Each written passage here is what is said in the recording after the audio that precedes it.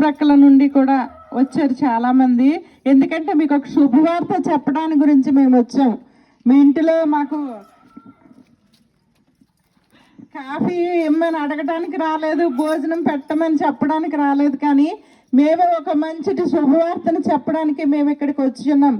ఏంటో తెలుసా అండి, మనందరికీ ఉన్నటువంటి ముఖ్య లక్షణం, ముఖ్య గుణం ఏంటంటే అందరినీ కూడా ప్రేమిస్తాం, భారతదేశంలో ఆతిథ్యం ఇస్తాం. రెండవదిగా భారతదేశంలో ఎవరు మనకి ఉపకారం చేసినా మనం ఏం చేస్తామంటే దేవుళ్ళ వచ్చారు, దేవుళ్ళ చేశారు అని చెప్తా ఉంటాం. ఒక డాక్టరు ఒక అనారోగ్యంతో ఉన్నప్పుడు ఒక ప్రిస్క్రిప్షన్ మంచిగా ఇచ్చినా సరే ఏమంటాం, అతను చాలా మంచి డాక్టరు, దేవుడిలాగానే మాకు హెల్ప్ చేశారని చెప్తా ఉంటాం.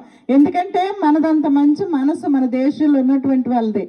అంతేకాకుండా దేవుడు అంటే సర్వాంతర వ్యామి అని అనుకుంటూ ఉంటారు. ప్రతి చెట్టులో ప్రతి దాంట్లో దేవుడు ఉంటారని అనుకునేటటువంటి స్వభావం కలిగినటువంటి వారు. కానీ దేవుడు సర్వాంతర వ్యామి కాడు, కానీ సర్వవ్యామి. అన్ని చోట్ల ఆయన ఉంటారు కానీ అన్నిట్లో ఆయన ఉండడు. అలాంటి దేవుడి గురించి ప్రకటించడానికి మేము ఇక్కడికి వచ్చి ఉన్నాం.